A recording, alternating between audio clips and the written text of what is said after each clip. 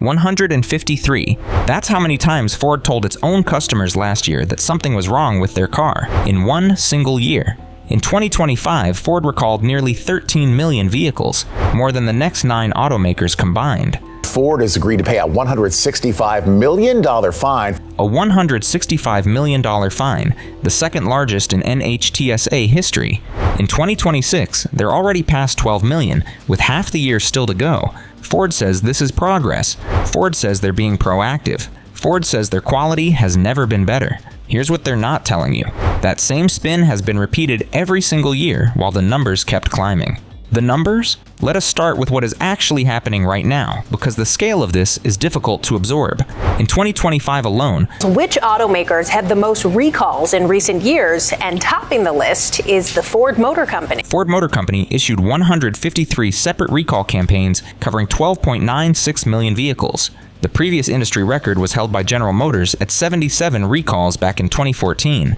Ford did not just break that record, they nearly doubled it. And 2026 is shaping up to be worse. By mid-year, Ford has already issued more than 53 recalls affecting over 12 million vehicles. The single largest recall this year covers 4.38 million trucks and SUVs for a software failure that can disable trailer brakes and turn signals while towing. 1.4 million recalls is the headline. 4 recalls in total, the biggest a recall of. In May 2026, another 1.4 million F-150S were recalled because the transmission can drop from 6th gear to 2nd gear without warning at highway speed. The rear wheels lock. The truck slides. Ford knew about this issue since October 2024, and the fix will not be fully available until July 2026. That is 20 months between discovery and remedy. In the first half of this year alone, Ford has recalled vehicles for engine failures, seat bolts coming loose, control arms separating from front wheels, hard tops cracking and flying off, windshield wipers stopping mid-storm, block heaters catching fire, rear-view cameras displaying upside down, and vehicles rolling away after being put in park. Ford did not just lead the industry in recalls in 2025. They recalled more vehicles than the next 9 automakers combined. Toyota and Lexus together recalled 3.22 million vehicles that year. Ford did nearly 13 million. Alone, Ford led all automakers in recalls in 2021, 2022, 2023, and 2025. The only year they came in second was 2024, and even then it was close.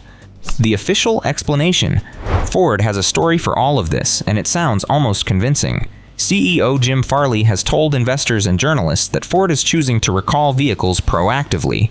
The company says it has more than doubled its safety and technical expert teams. It says it hired 350 new specialists since 2023.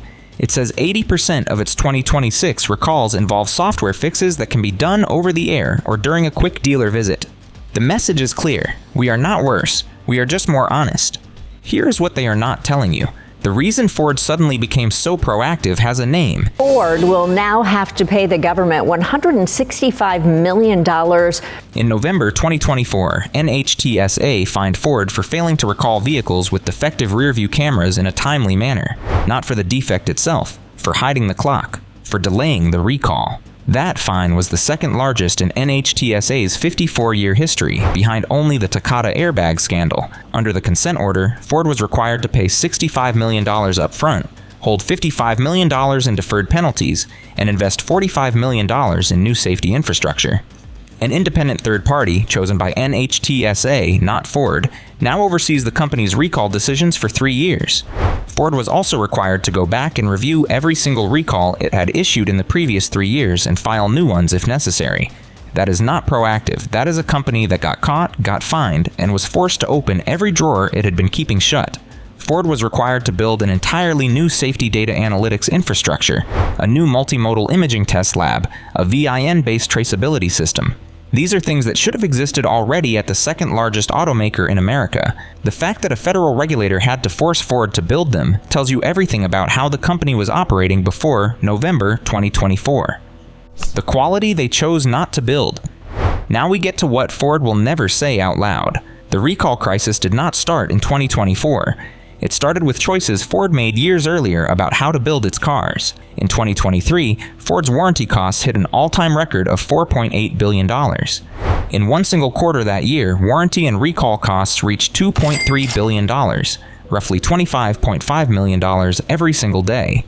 That quarterly figure alone was more than General Motors spent on the entire Chevrolet Bolt recall from start to finish. This was not a surprise. Ford had been watching warranty costs climb for years and choosing not to address the root cause. New engineers replaced experienced ones. Remote work fractured the collaboration between design, manufacturing, and supply chain teams. Vehicle complexity exploded with new software, sensors, and electronics, but the systems to test and validate that complexity did not keep pace. Ford replaced roughly 2/3 of the senior leaders in its industrial system across engineering, supply chain, and manufacturing in recent years. That is an extraordinary admission. The people in charge of quality for the better part of a decade were the wrong people, and Ford knew it. The company only created a unified industrial system, bringing vehicle engineering, manufacturing, supply chain, and quality under one roof in 2023. Before that, these teams operated in silos. The parts were being designed in one building, built in another, assembled in a third, and no single team was responsible for what happened when they all came together. Jim Farley himself admitted in 2022 that fixing quality was his #1 priority, but that seeing results would take several years. He was right about one thing: it did take years, but not years of patience, years of damage. And 25 million recalled vehicles in 2 years is the cost of that choice. Software first, fix later. Ford wants you to feel reassured by one specific number: 80%. That is the share of Ford's 2026 recalls that involve software fixes rather than hardware failures. The company presents this as progress.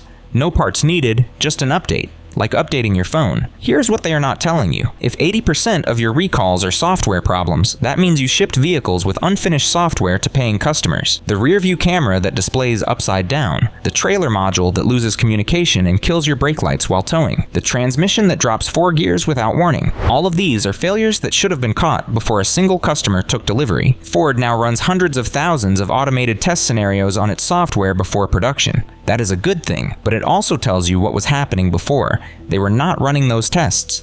They were shipping code to customers and waiting for the complaints to come in. In the case of the F-150 transmission recall, the defect was identified in October 2024, and the final remedy notifications are not going out until July 2026. 20 months where nearly 1.4 million truck owners were told there is a problem, but not given a fix. During those 20 months, Ford's own data shows 444 warranty claims, 316 complaints to NHTSA, 2 injuries, and 1 crash related to that defect. Every one of those incidents happened after Ford already knew the problem existed. The dealer silence. And this is where it gets personal, because even if Ford eventually issues every recall and develops every fix, there is a gap between the company and the customer that nobody is closing: the dealer. Walk into most Ford dealerships today and ask about the recall situation. You will hear one of 2 things. Either they will check your VIN and tell you there is nothing currently open on your vehicle, or they will schedule a service appointment and move on. What they will not do is explain the scale of what is happening. They will not tell you that Ford has been under federal oversight since November 2024. They will not tell you that the reason you are seeing so many recall letters is because a government regulator forced the company to reopen every file from the past 3 years.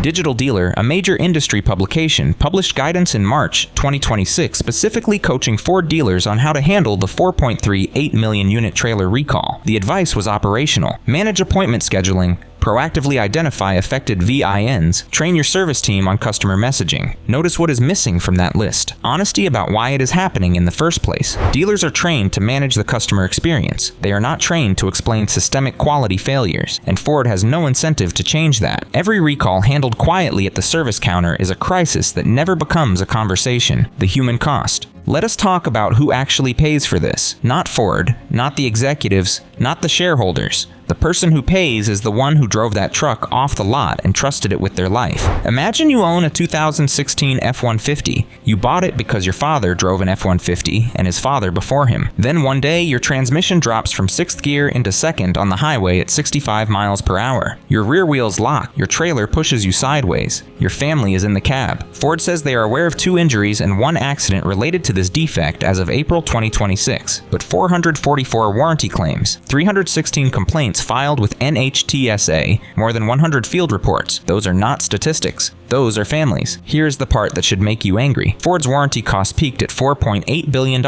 2023. The company says it cut those costs by $1.5 billion in 2025. Wall Street rewarded them for it, but cutting warranty costs while recalls keep climbing does not mean the problem is solved. It means the repairs are getting cheaper. Ford posted $6.8 billion in adjusted earnings for 2025. Analysts are projecting that lower warranty costs could meaningfully boost Ford's future earnings. In other words, Wall Street is rewarding Ford for spending less money on fixing the problems it created. The owners living with those problems do not get a share of that reward. They get a letter in the mail, a phone number to call, and a dealer appointment 3 weeks out. Is there still hope? And here's the contradiction that makes this story so difficult. In June 2026, Ford was named the #1 mainstream brand in the J.D. Power Initial Quality Study for the first time in 16 years, climbing from 15th place in 2023. Consumer Reports ranked Ford 11th overall in its 2026 reliability rankings, the highest in 15 years. So which Ford is real? The one that tops quality surveys for new vehicles, or the one that has recalled more than 25 million vehicles in the past 2 years? The uncomfortable answer is both. The J.D. Power study measures problems in the first 90 days of ownership.